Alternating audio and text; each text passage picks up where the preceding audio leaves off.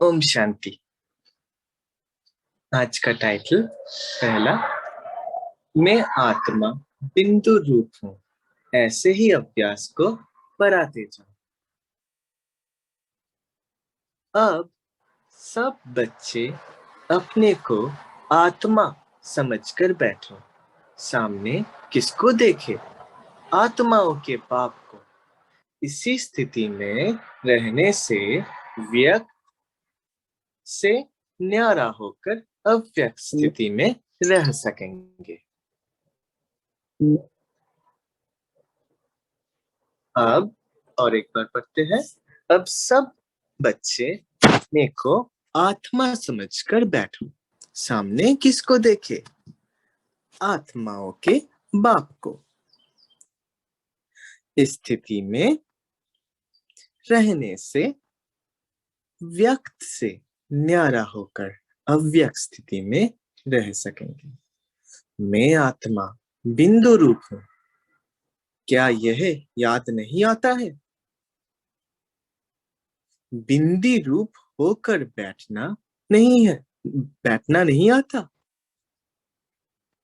बिंदी रूप होकर बैठना नहीं आता। ऐसे ही अभ्यास को बढ़ाते जाओ तो 1 सेकंड तो क्या, कितनी ही घंटे ऐसी इसी अवस्था में स्थित होकर इस अवस्था का रस ले सकते हो। इसी अवस्था में स्थित रहने से फिर बोलने की जरूरत ही नहीं हो रहेगी। बिंदु होकर बैठना कोई जड़ अवस्था नहीं है।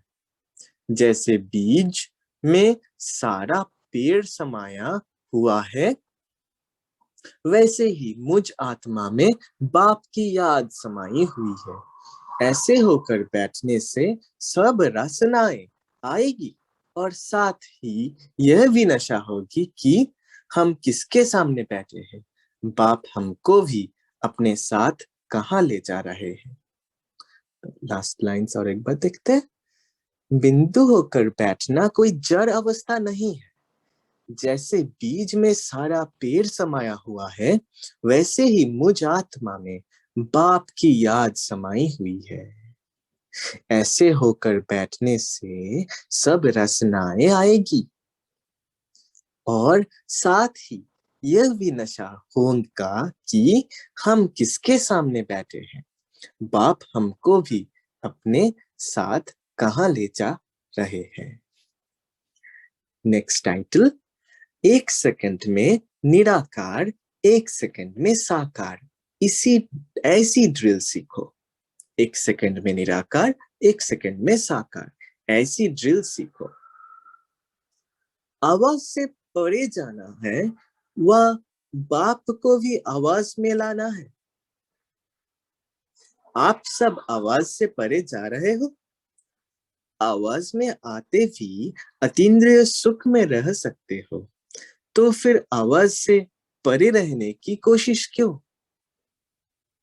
अगर आवाज से परे निराकार रूप में स्थित हो, फिर साकार में आएंगे तो फिर औरों को भी उस अवस्था में ला सकेंगे। 1 सेकंड में निराकार, 1 सेकंड में साकार, ऐसी ड्रिल सीखनी है। अभी अभी निराकारी, अभी अभी साकारी। जब ऐसी अवस्था हो जाएगी, तब साकार रूप में हर एक को निराकार रूप का आपसे साक्षात्कार हो। अपने आप को साक्षात्कार किया है। बाबा कहते हैं, अगर आवाज से परे निराकार रूप में स्थित हो, फिर साकार में आएंगे तो फिर औरों को भी उस अवस्था में ला सकेंगे।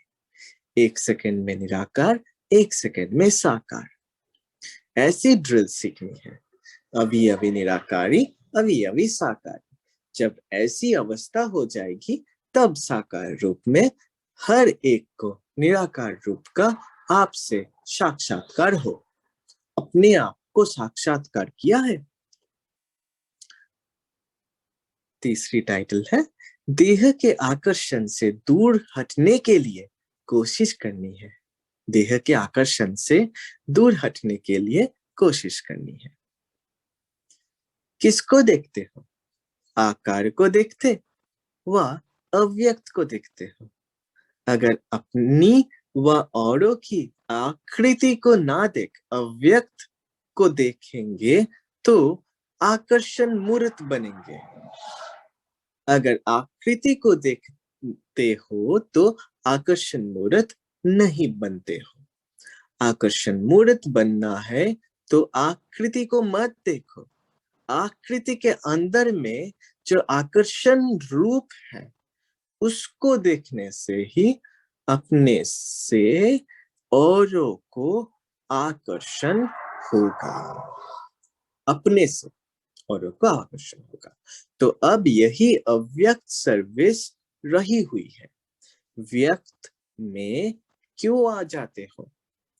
इसका कारण क्या है? व्यक्त में आने से ही व्यर्थ संकल्प आते हैं और व्यर्थ कर्म होते हैं। तो व्यक्त से अव्यक्त बनने में मुश्किल क्यों लगती है? देह अभिमान। देह अभिमान क्या? देह अभिमान क्यों आता है?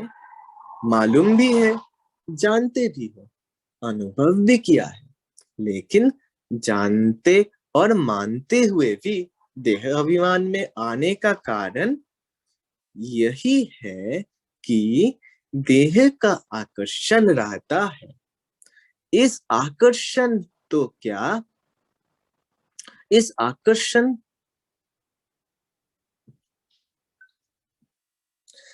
आकर्षण से दूर हटने के लिए कोशिश करनी है। जैसे कोई खींचने वाली चीज होती है तो उसके खिंचाव से दूर रखने के लिए क्या किया जाता है?